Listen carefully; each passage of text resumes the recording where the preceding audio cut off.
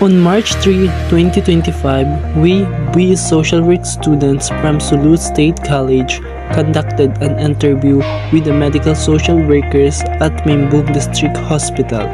This interview is part of our major subject assignments focused on the medical social workers' experience, rules, challenges, and overall work.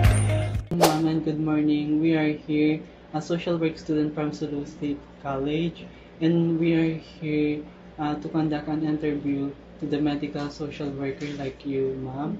So first and foremost, ma'am, can you please introduce yourself, ma'am? Sige, thank you. I am Fatima Jasmine Inding. I am the Social Welfare Officer 3 of Maymong District Hospital. Then currently, I am designated as the Medical Social Services in charge. Then 2 years in practice, and I graduated at Sulu College of Technology. So we prepare a simple question here, ma'am. So I have this one question. What inspired you to pursue a career in social work, ma'am? Actually, going back when I was on my elementary level pa lang, I was inspired by my best friend's father. Ay parang always ko tinatanong sa kanya kung ano ba yung work ng father niya, kung bakit parang most of the time yung nagsusundo kasi sa kanya is yung mother niya, which is teacher din yung mother niya. So most of the time nag-uusap kami, sinasabi niya social worker siya. So nung grade 2 pa lang ako that time, nagsabi siya sa akin, social worker yung tatay ko, then nagbibigay daw ng supply na canned goods, pumupunta sa bukid. So that moment, ma'am, parang sir, nagka-idea ako at young age na ba't kaya nagbibigay ng mga ganon? Sino yung binibigyan? Tapos tinatanong ko ulit sa kanya the other day, tapos sinasabi niya yung mga badyaw, ganyan. So parang as year passes, sir, actually influence ng mga families ko, regardless na at young age, I have in mind to pursue social work study. Nung nag-enter na ako ng college, I decided na kuha na lang ng BS Nursing. Kasi yun yung gusto ng family. Pero sir, parang tadhana talaga nag-happen. There was a family problem, nagkasakit yung tatay ko, then nag-transfer ako ng school to Sulu College of Technology. Then from there, wala man doon mga medical course that moment, that time pa. So nagpili ako doon sa registrar kung ano yung i-enroll ko na course. So I have in mind yung BS Education, BS IT sana.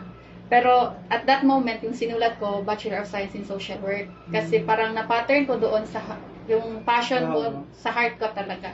Then, yung background ko kasi that time, yung social work is tagabigay lang ng ayuda sa mga needy individuals. So, it is a mere blessing for me to be able to enroll in such course like social work. Then, alhamdulillah, being a professional social worker, not only, yung pinaka-highlight kasi dito, sir, hindi lang kasi yung worldly affairs yung ginagawa natin. At the same time, nagagawa natin yung duty natin, worldly affairs, and earning also good deeds para sa hereafter natin. Yun kasi yung main reason ba't ako nandito sa profession na to. And it's happy. It's fulfilling actually for myself to be able to be part of those patients' journey sa hospitalization process until sa pagkalabas nila. Then parang nakaka-proud lang sa self na you are being given the chance to help, even as instrument ka lang, hindi galing sa'yo yung mga parang ikaw lang yung tumutulong talaga sa kanila. Fulfillment na yun for me. Thank you, ma'am. How do you balance your personal well-being with the demands of your profession? Actually, challenging siya in a way na you need to be flexible. Given ako personally, I have daughter to attend to. Then I have also my husband that need ko din ma-attend on our day-to-day living. So Basically, for me, kailangan natin maging resilient in every matter that dinideal natin every day. Resilient in a way that we're being able to initiate solutions, or we're being able to be flexible in any type of situations. Ako talaga, ma'am ha, personally, ginagawa ko, I really do need peer support actually. Pag may mga na-encounter ako ng mga situations wherein na-challenge ako professionally, nagsisik ako ng peer support from my colleagues na mga medical social workers din. Then, at the end of the day, yung professional boundaries, then at the same time, yung self-care. Yan talaga yung way. And yung sa spiritual well-being, yun yung pinaka-upper mo, higher level is yung spirituality natin. Kailangan ma-reflect natin every time. Kasi if we do believe na that we existed na with purpose, then despite anuman yung challenges na namimit natin, parang na-reflect natin yung spiritually, kung like for example yung mga ganito it's just one sign of Allah's love for me, ganon, yung just there sa bar and patience and everything, then walang imposible, ganon lang. Then until one day bigla mo na lang ma-realize, ay, nalampasan ko na pala yung mga trabaho na nahirapan ako, parang ganon lang, ma'am. What are the biggest challenges you face in your field of social work, and how do they affect you personally and professionally?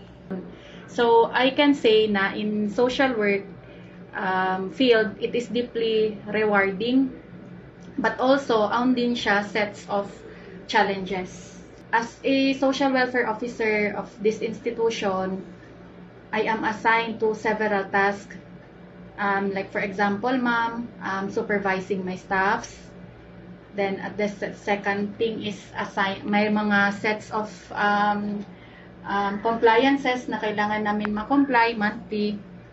Din mga like for example, Women and Children Protection Unit na hinahandle ko. Syempre, yung challenges sa emotional tsaka psychological strain, doon sa burnout, dala ng mga workload management. Alhamdulillah, today, I have already 7 staffs under me. Before, yung first pa lang ng Mainbong District Hospital, mag-isa lang ako as medical social worker. So, may kasama ako, isa, pero hindi siya medical social worker. Mag-assist lang siya sa akin. So, lahat ng mga reports and everyday intake interview, kailangan at least 1:80 patients, ganun yung kinikater ko. Tapos, dala din ng limited resources, yung nasabi ko kanina. Tapos, yung mga policy ng hospital, tsaka yung nami-meet mo na situation sa ground level. Could you advise to aspiring social workers or policymakers, what would you say? To those aspiring social workers, mag-focus ako doon. Actually, yung journey to becoming a professional social worker is somehow mahirap siya. Pero fulfilling in a way na if you have passion on what you're doing, nothing is impossible talaga. So, yung difficulties, yes, normal na yun. In every field of profession, there are several difficulties that we may encounter along the way. But it's also filled with immense potential for personal growth and meaningful impact. So, yun lang sana. Mag-focus lang. Ako personally, you can make a difference in your day-to-day living if you're doing something which is coming from your heart. Kung passion mo talaga yan. The interview provided us valuable insight and knowledge about medical social workers.